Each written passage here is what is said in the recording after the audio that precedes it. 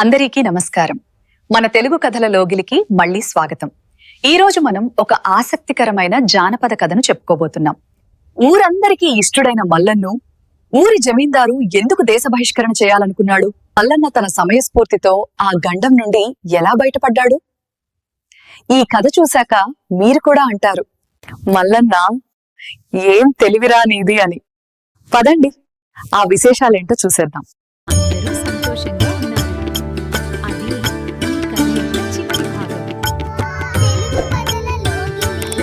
అనగనగా ఒక అందమైన పల్లెటూరు. అక్కడ మల్లన్న అనే ఒక గొర్రెల కాపరి ఉండేవాడు.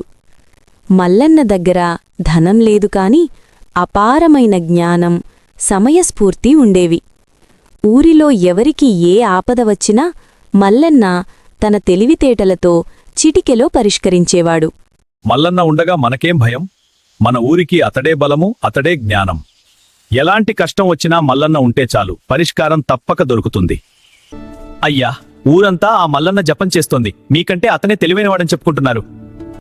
ఏమిటి? ఒక గొర్రెల కాపరి నాకంటే తెలివైనవాడా? ఇప్పుడే అతన్ని సభకు పిలిపించండి. దర్బార్లో మల్లన్న వచ్చి వినయంగా నిలబడతాడు. మల్లన్నా, నిన్ను అందరూ మేధావి అంటున్నారు. నేను నీకు 3 పరీక్షలు పెడతాను. వాటిలో నువ్వు గెలిస్తే 1000 బంగారు నాణేలిస్తాను. ఓడిపోతే ఈ ఊరు విడిచి వెళ్ళిపోవాలి. సిద్ధమేనా? ప్రభూ, నా తెలివి మీద నాకు నమ్మకం ఉంది. మీ సవాలును స్వీకరిస్తున్నాను. మొదటి పరీక్ష, ఈ రాత్రి ఆకాశంలో ఉన్న నక్షత్రాల సంఖ్య ఎంతో రేపు ఉదయానికల్లా చెప్పాలి. ఒక్క నక్షత్రం తక్కువైనా నువ్వు ఓడిపోయినట్టే. మల్లన్న రాత్రంతా ఆకాశం వైపు చూస్తూ ఆలోచిస్తాడు. ఒక ఉపాయం తడుతుంది. మరుసటి రోజు ఉదయం మల్లన్న ఒక బొచ్చు ఎక్కువగా ఉన్న గొర్రెను సభకు తీసుకొస్తాడు. చెప్పు మల్లన్న, నక్షత్రాలు ఎన్ని? మహాప్రభూ, ఈ గొర్రె ఒంటి మీద ఎన్ని వెంట్రుకలున్నాయో ఆకాశంలో అన్ని నక్షత్రాలున్నాయి. మీకు అనుమానం ఉంటే నక్షత్రాలను, ఈ వెంట్రుకలను లెక్కపెట్టి సరిచూసుకోండి.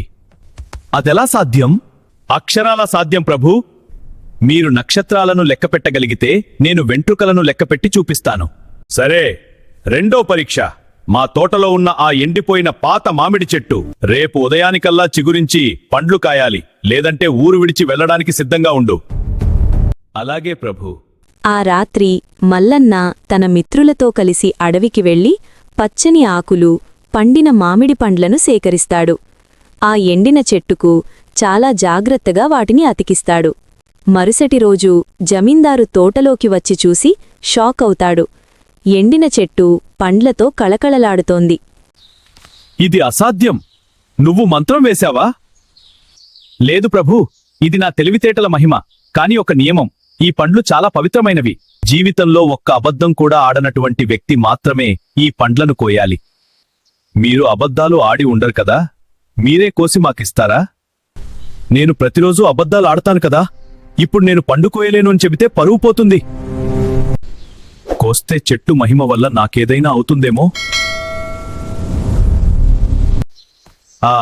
నాకెందుకో ఈరోజు ఉపవాసం ఉండాలనుంది. ఈ పరీక్షలో కూడా నువ్వే గెలిచావు. ఇది చివరి పరీక్ష. నువ్వు నిలబడిన చోటు నుండి ప్రపంచం చివరికి దూరం ఎంత? ప్రపంచం ఎక్కడ ముగుస్తుంది? మల్లన్న తన కర్రను నేలమీద గట్టిగా గుచ్చుతాడు. ఒక పొడవాటి దారాన్ని తీసి 4 వైపులా కొలుస్తాడు. మహాప్రభూ, నేను కర్ర నాటిన ఈ ప్రదేశమే ప్రపంచానికి సరిగ్గా మధ్య బిందువు. దానికి గ్యారంటీ ఏమిటి?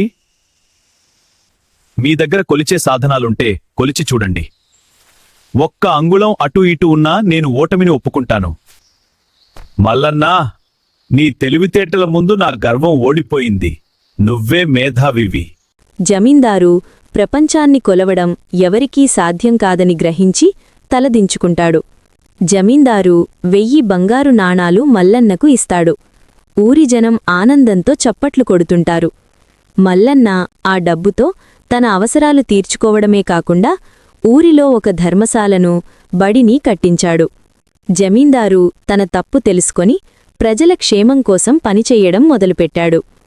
ఈ కథ ద్వారా మనం తెలుసుకున్న నీతి ఏమిటంటే, శారీరక బలం, ధనబలం కంటే బుద్ధిబలం, సమయస్ఫూర్తి చాలా గొప్పవి.